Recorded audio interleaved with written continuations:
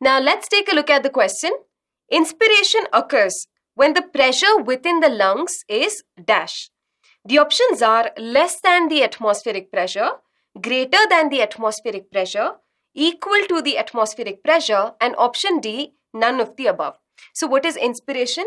Inspiration is the process by which air is drawn from the atmosphere into our lungs. So this process involves the movement of air. Correct? So from the atmosphere, air is taken into our lungs.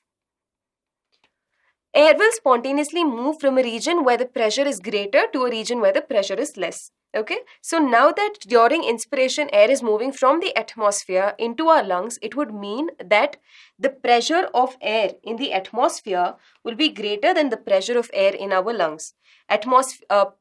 Pressure of air in the atmosphere is just known as atmospheric pressure, and the pressure of air in our lungs is known as intrapulmonary pressure. Okay, so this question is asking about the relation between the atmospheric pressure and the pressure inside our lungs, which is known as intrapulmonary pressure. So inspiration occurs when the pressure within the lungs is less than the atmospheric pressure. Our body has a way of ensuring that the pressure of air in our lungs is less than the atmospheric pressure so that inspiration process can take place. I'll tell you how exactly our body achieves that now.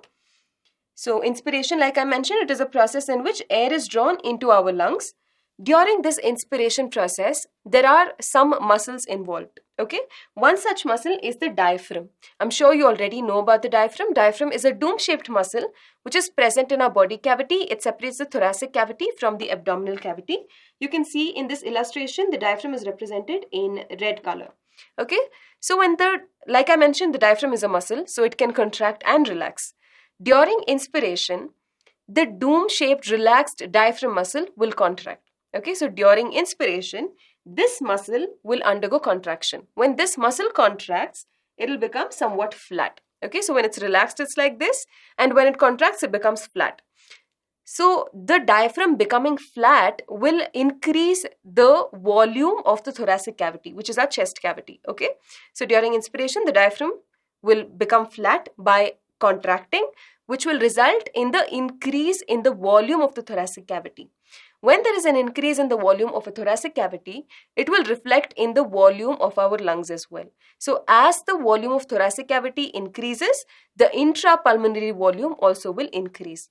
Okay, so this is one muscle that is contributing to the increase in the volume of the lungs or the intrapulmonary volume.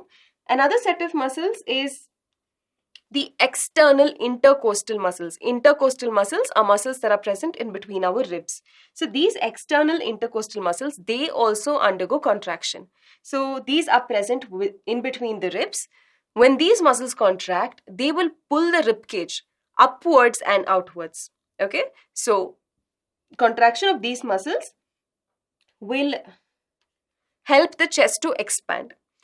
The diaphragm contracting will result in the increase in thoracic volume in this direction, which is the anterior-posterior axis, whereas the contraction of the external intercostals, that will increase the thoracic volume in this direction, which is the dorsoventral axis. Okay, so because of the contraction of these two types of muscles, there is an increase in the thoracic volume as well as in the intrapulmonary volume. Now, if you're wondering why I'm talking about the increase in volume, whereas the question is talking about the pressure, I'll tell you there is a relationship between pressure and volume, right? So it is given by Boyle's law. You know that Boyle's law states that for a gas at constant temperature, the volume is inversely proportional to the pressure. So here during inspiration, the pressure of air in the atmosphere has to be greater than the intrapulmonary pressure. So we are decreasing the pressure inside our lungs by increasing the volume. And how is this volume getting increased? It is getting increased because of the contraction of the diaphragm as well as the external intercostals. Okay, so it is known from Boyle's law that for a gas at constant temperature, the volume is inversely proportional to the pressure. As we increase the volume in the lungs, the pressure will come down to a point where it is less than the atmospheric pressure. So air will be forced into our lungs, okay, which is what inspiration is all about, right? So When the volume increases, the pressure decreases and goes below the atmospheric pressure. Thus, during inspiration, the pressure within the lungs is less than that of the atmospheric pressure. So the exact opposite happens during expiration. Expiration is the process by which air in our lungs is given out into the atmosphere. If air in our lungs have to move into the atmosphere, then the pressure of air in our lungs has to be greater than the atmospheric pressure, right? So during expiration, the pressure inside the lungs is greater than the atmospheric pressure. So air will move from a region where the pressure is greater to a region where the pressure is less. So this question is about inspiration. It occurs when the pressure within the lungs is less than the atmospheric pressure. So the correct answer to this question is option A. Here's the question. During inspiration, the diaphragm dash and the expansion of the thoracic cavity is in the dash direction. The options are contracts dorsoventral, contracts longitudinal, relaxes dorsoventral. Option D, relaxes and longitudinal. This question is talking about the process of inspiration and what happens to the diaphragm during the process of inspiration. Now, inspiration is nothing but the process by which air is drawn from the atmosphere into our lungs. During inspiration, the volume of our thoracic cavity will increase. Okay, so when there is an increase in the volume of our thoracic cavity, there will be an increase in the intrapulmonary volume or the volume of our lungs as well. When there's an increase in the volume, there will be a reduction in the pressure because volume and pressure are inversely proportional at constant temperature according to Boyle's law, correct? So when there's a reduction in pressure with respect to the atmospheric pressure, air will move from a region of greater pressure, which is the atmosphere, into our lungs where the pressure is less. So this increase in the thoracic cavity, volume of the thoracic cavity, that is achieved by the contraction of a muscle known as diaphragm. Diaphragm, when it's in its relaxed state, is dome-shaped. Okay, so this separates the thoracic cavity or the chest cavity from the abdominal cavity. You can see this is the location of the diaphragm. On top of it, you have the thoracic cavity where the lungs and heart, they are located. And below this, you will have organs like the liver, the stomach, and the intestines. Okay, so this is the thoracic cavity. These organs are present in the thoracic cavity, while below the diaphragm, you have the abdominal cavity. Inspiration, like I already mentioned, is a process in which air is drawn into the lungs. So what exactly happens during the inspiration process to the diaphragm? The diaphragm will undergo contraction. You just saw here how the diaphragm is dome-shaped, right? When it is dome-shaped, it is relaxing.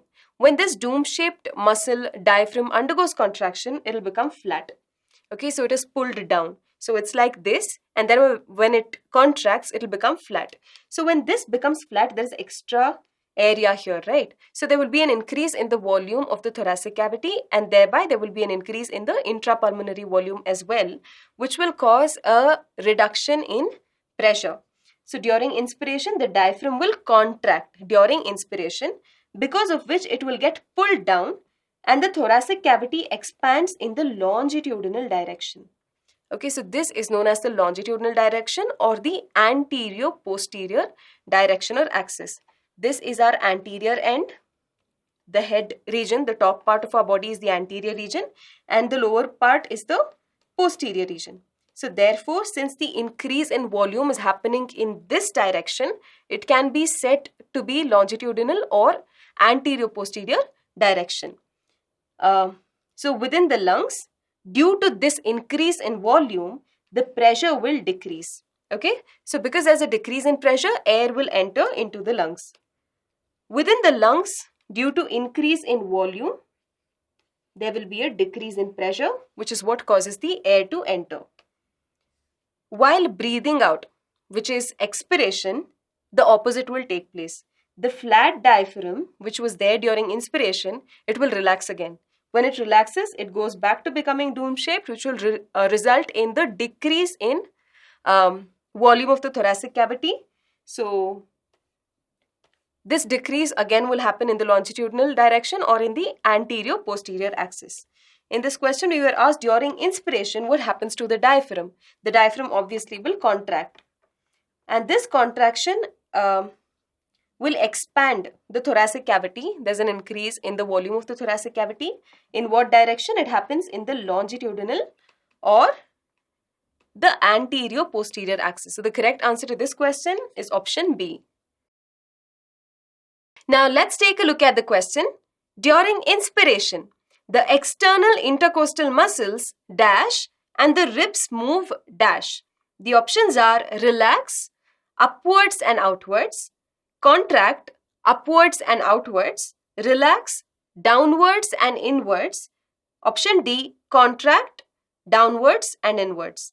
Okay, so this question is talking about the involvement of external intercostal muscles in the process of inspiration and how exactly it changes the position of the ribs. Okay, so inspiration, as we know, is a process by which air is drawn into our lungs from the atmosphere. During inspiration, the pressure of air in our lungs is reduced. It is reduced by increasing the volume of the thoracic cavity. Okay, the reason why the pressure inside our lungs is reduced is because only when there is a lesser pressure, when you compare that with the atmospheric pressure, can inspiration take place. Right? So inspiration refers to the movement of air from the atmosphere to our lungs. So the pressure of air in the atmosphere has to be greater with respect to our lungs. How you can alter the pressure in our lungs is by altering its volume. When you increase the volume of our lungs, then the pressure will decrease. When there's a decrease in pressure, then inspiration will take place. Okay, so now let's talk about the involvement of intercostal muscles in the process of inspiration. So during inspiration, like I just mentioned, there will be an increase in the volume of the thoracic cavity and thereby in our lungs as well. Okay, so in this process, there is this set of muscles that are known as the external intercostals. External intercostals are a type of intercostal muscles. Inter basically refers to in between and costal refers to the ribs. So these are muscles that are found in between our ribs. So these muscles, they will contract. When they contract, what happens is the ribs will be pulled upwards and outwards. When the ribs are pulled upward and outward, there will be an increase in the volume of the thoracic cavity and thereby a decrease in the pressure, which will force air from the atmosphere into our lungs. Okay, so and this happens in the dorsoventral axis. In the dorsal is our backside and ventral is our front side. This increase in the thoracic volume will happen in the dorsoventral axis. Okay, so inspiration, like I told you, is a process in which air is drawn into the lungs. The external intercostal muscles are muscles that are present in between the ribs. During inspiration, the external intercostal muscles contract and the ribs will move upwards and outwards. Try taking a deep breath. You can sense how the chest will move outward while you're taking in air. Okay, so that is achieved by the external intercostal muscles, and the opposite happens during expiration, which is giving out air from our lungs into the atmosphere. So during expiration, the external intercostal muscles, they relax. When they relax, they go back to their original position and the ribs will move downwards and inward. So in this question, we were asked about what happens to the external intercostals during inspiration. Now we know that they contract and the contraction will pull the ribs upwards and outwards. So the correct answer to this question is option B. Now let's take a look at the question. Thoracic breathing takes place during 1. Emergency situations, 2. Vigorous exercise, 3. Rest and sleep. Now let's look at the options. Option A, only 1 is correct. Option B, only 2 is correct. Option C, 1 and 2 are correct. Option D, 2 and 3 are correct. In order to answer this question, we must first be aware of what thoracic breathing refers to. Now, thoracic breathing is a type of breathing which will primarily make use of external intercostal muscles. Okay, so these external intercostal muscles are muscles that are present in between our ribs. This type of breathing occurs during emergency situations and vigorous exercise. Okay, so you can see in the short video how this person is demonstrating thoracic breathing. It's also known as chest breathing. You can see how the chest gets raised up and goes down during thoracic breathing because of the contraction and relaxation of the external intercostal muscles. The other type of breathing is known as abdominal breathing. Now, abdominal breathing is what happens during normal relaxed times. So it has a lot of proven health benefits, and this is almost entirely because of the contraction and relaxation of the dome-shaped muscle present in our body, which is known as the diaphragm. Okay, so here you can see in this demonstration how the abdominal region of our body gets raised up and goes down during the process of breathing, which is why it is known as abdominal breathing. Okay, so here's a table that shows very clearly the difference between abdominal and thoracic breathing. Thoracic breathing is the type of breathing that involves the chest, and abdominal, obviously, it involves the abdomen. Here, the muscles involved in thoracic breathing are the external intercostal muscles that are present between the ribs, whereas the abdominal breathing primarily involves the diaphragm. Abdominal breathing happens during relaxed times and during rest or sleep, whereas thoracic breathing, it takes place during vigorous exercise or in emergency situations. So since this is talking about thoracic breathing, it does not happen during rest and sleep. So the only two correct answers to this are emergency situation and vigorous exercise, which is option C. 1 and 2 are correct. Here's the question. During heavy breathing, in case of exhalation, which of the following muscles contract? Options are diaphragm, external intercostal muscles, sternocleidomastoid. Option D, internal intercostal muscles. So the question is talking about heavy breathing, and during heavy breathing, specifically exhalation, and which is the muscle that will contract during exhalation during heavy breathing. That is the question. First, let us understand what heavy breathing refers to. Heavy breathing occurs, you take long, deep, heavy breaths either when we exercise or during some illness. Okay, so that is when there's heavy breathing.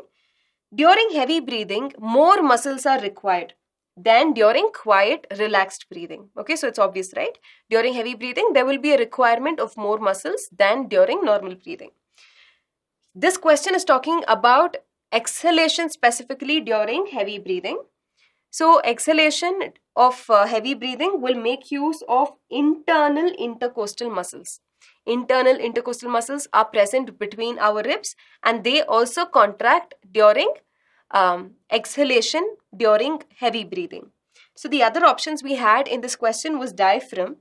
Diaphragm also will undergo contraction, but not during exhalation. The diaphragm will contract during inhalation. Okay, so during exhalation, the diaphragm will relax. Similarly, the external intercostal muscles, along with the diaphragm, even these, they undergo contraction during inhalation and relaxation during exhalation. And then we have another option, which is sternocleidomastoid. This is the location of the muscle. Contraction of the diaphragm and external intercostal muscles won't suffice sometimes during inspiration, during heavy breathing. Therefore, there are muscles such as sternocleidomastoid. These also will contract during inhalation. Okay. So, during heavy breathing, in case of exhalation, the muscles that contract are the internal intercostal muscles, which is option D.